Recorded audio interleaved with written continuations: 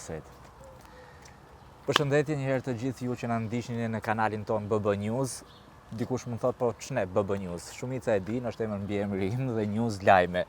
Unë sot në fakt do bëj një intervistë ndryshe, jeni mësuar të më shihni me vox pope apo dalje të tilla në terren, qoftë edhe me lajme, por sot kam kënaqësinë dhe nderin e veçantë të kem nënkryetaren e Lëvizja Shqipëria Bëhet dhe një herësh edhe kandidate për deputete në qarkun e Vlorës, Etleva Merko. Përshëndetje. Përshëndetje Bekim dhe faleminderit për ftesën. Kënaqësia imja. Po ne sot do të bëjmë një intervistë ndryshe. Nuk e duam shumë ata statikun. Jo tikun, statikun. Tikun e duam se duam kryeministër. Do bëhet kryeministër? Pse jo? Prit se hym direkt në temë, shumë interesante kjo. Sa mandate do të merren se e bën një direkt kryeministër? Ne në këtë garë kemi hyrë për të fituar. Që do të thotë? Që do të thotë përgjigjen e morë vetë. Për të fituar ndoshta secila nga janë 140 mandate në lojë, janë 11 parti. Për të fituar mund të marrësh edhe një mandat më shumë se ato të tjerat, por s'është e mjaftueshme për të bërë kryeministër. Ne nisëm me hapa të vegjël, me 21.000 firmat, vazhduam më tej dhe sot zyrtarisht jemi një parti politike që hym dhe garojmë në zgjedhje përballë dy partive të mëdha, Partisë Socialiste dhe Partisë Demokratike. Sa bukur e the përballë, se në fakt unë gatrova pak dhe për pak deshe thoje përbalt. Shiko kjo balta. Cili është qëndrimi i Shqipëria Bëhet dhe Jetlevës për këtë baltën dhe mbi të gjitha është në kohë fushatë? Unë para disa ditësh kam denoncuar pikërisht nga qyteti im i lindjes Delvina një tjetër fushat, më thon asfalt elektoral i fushatës nga Blendi Çuçi që është zyrtarisht ai kandidat në qarkun e Vlorës. Edhe këtu nga liçeni i Tiranës përsëri kemi një incident, mund ta quaj të tillë, në kohë fushate kemi përsëri premtim për asfalt, për rrugën, për restaurimin e liçenit. Dhe çdo gjë në Shqipëri ndodh vetëm para fushatave elektorale. Po mirë, më se 4 vite nuk kanë kohë. Po mirë, ja s'patën kohë, po është mirë apo keq që në fundit po e restaurojnë diçka, po bëjnë diçka? Jam dakord se është në shërbim të komunitetit të qytetarëve, por kjo gjë duhet të jetë gradualisht në çdo ditë, jo vetëm para fushatës elektorale, mendoj. Okej. Tani një herë e nisëm shumë vrullshëm direkt tek politika. Kush është Etleva Merko? Unë jam njëri i thjeshtë që vi nga përditshmëria. Unë e them gjithmonë këtë. Jam e lumtur që jam një mësuese prej 19 vitesh në sistemin arsimor parauniversitar. Një profesion që unë e quaj gjithmonë mision, në shërbim të qytetarëve, në shërbim të ardhmes së vendit, sepse e ardhmja e vendit kuptohet është arsimi. Dhe një nga pikat kryesore ndoshta të programit tuaj, në fakt për të hyrë të së vërtetës janë thuajse gjitha partitë, sidomos të opozitës, e kanë pikë kryesore të programit arsimin. Çfarë do të ndryshojë nga Shqipëria Bëhet apo nga opozita në tërësi që aspiron të vijë në pushtet me arsimin?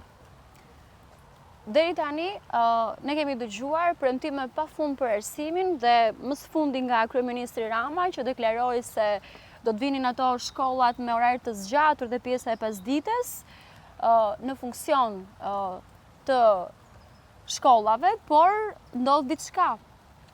Investimi është më i ulët. Si mund të hapësh shkolla kur ti investimin e ke rreth 2.4% për sistemin arsimor? Ne, në 2 vitet e para të mandatit tonë, pretendojmë që të arrisim buxhetin e arsimit me 5% dhe në fund të mandatit të parë me 7%. Kjo i shërben arsimit për restaurimin e shkollave, për ndërtimin e shkollave konkretisht në Tiranë, në zonën e Astirit që nuk kemi ende asnjë shkollë, të premtuar për shumë vite rresht nga Erion Veliaj dhe nga Edi Rama, kështu që ne do të investojmë në infrastrukturë arsimore, në paga mësuesish, sepse nëse ne marrim pjesën e mësuesve, pagat janë shumë të ulta, edhe pse kryeministri e turmbetoi me të madhe që janë rritur pagat, kjo nuk është e vërtetë. Po mirë. Me qenë se pagat janë shumë të ulta, ju dhe Shqipëria Bëhet, Zoti Lapaj, por edhe çdo përfaqësues tjetër i lëvizjes tuaj, por edhe koalicionit, tashmë flisni që çdo para e fushatës, por edhe e financimit të Shqipëria Bëhet është nëpërmjet donacioneve publike që janë të bëra le themi zyrtare apo publike edhe në faqen tuaj, por nga ana tjetër edhe me vetë financim. Rroga e ulët e mësuesve të del ty si kandidate tashmë të organizosh fushatën tënde? Unë e thashë në fillim që jam një person shumë modest. Falë Zotit, unë punoj në sistemin arsimor privat, ku pagat janë më të mira se në shtet. Merrni më shumë se Arlin Qorri? Këtë Arlindi ka thonë 1.4 milion paka shumë, diçka e tillë. Këtë mund ta vërtetoni te deklarimi që unë kam bërë i pagës time më së fundi, kështu që mund ta shikoni aty dhe ta verifikoni që unë paguem mirë në pjesën private. Dhe është mjaftueshëm për të bërë fushat. Për një jetë modeste që unë bëj. Për të bërë fushat. Edhe për fushat, po. Sepse ne jemi vetëm një parti që nuk premtojmë gjërat që janë kundër ligjit. Ne sjellim një program i cili vjen në shërbim të qytetarëve dhe është pro ligjit. Nuk thatë edhe gjë tjetër që unë e di. Ndoshta një pjesë e ndjekësve të mi ndoshta e din, por jo të gjithë e din. Teksa folet për veten tuaj, thatë për arsimin, punën tuaj, nuk thatë një fakt që në fakt për mua është shumë i rëndësishëm. Keni shumë vite në politikë, ndonë se jo shumë publike, por ju keni qenë anëtare shumë aktive e Partisë Demokratike, të drejtuar nga Zoti Berisha, më pas nga Zoti Basha dhe së fundmi sërish nga Zoti Berisha. Përse u larguat nga Partia Demokratike? Ky ishte një vendimi imi i cili ndodhi më parë se të niste dhe të isha pjesë e kësaj partie politike ku jam aktualisht. Arsyeja ka qenë sepse politika është thjesht riciklim i të vjetrës gjatë gjithë kohës. U mendua se do të ndryshonte Partia Demokratike, por nuk solli asgjë ndryshe. Janë po të njëjtat figura, vim përsëri me lista të mbyllura dhe te listat e mbyllura po të shikosh, që mos i përmend me emra konkret, janë po të njëjtë person që kanë qenë në mandatin e 4 vjeçarit të parë, kështu që po flasim për një parti demokratike pas largimit tuaj, po flasim para, pse u larguat? Një parti demokratike që gjithkohës nuk ka qenë aq demokratike sa është shfaqur. Sepse të vish me lista të mbyllura, këtu nuk kemi demokraci.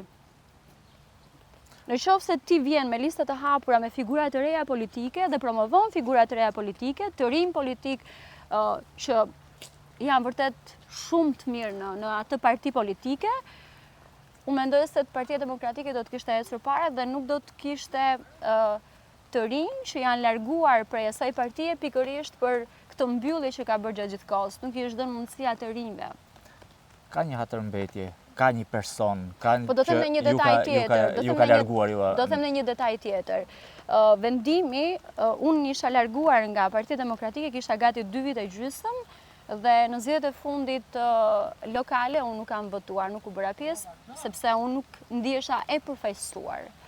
Që do të thotë,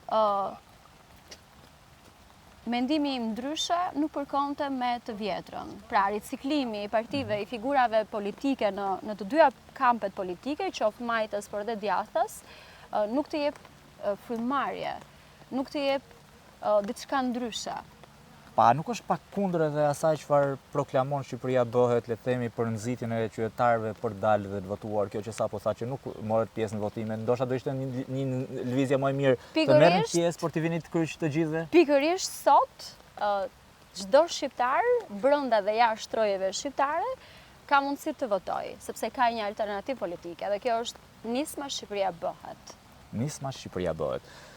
Prap nuk më dola aty ku doja të bëja edhe një detaj, një ndërhyrje tjetër, që unë jam shumë e lumtur dhe krenare që kam qenë pjesë e fushatës së 21.000 firmave për votën e diasporës dhe gjej rastin të përshëndes të gjithë shqiptarët që ndodhen jashtë trojeve shqiptare për suportin dhe mbështetjen që kanë treguar gjatë gjithë këtyre kohëve për ne. Faleminderit nga zemra gjithë shqiptarëve.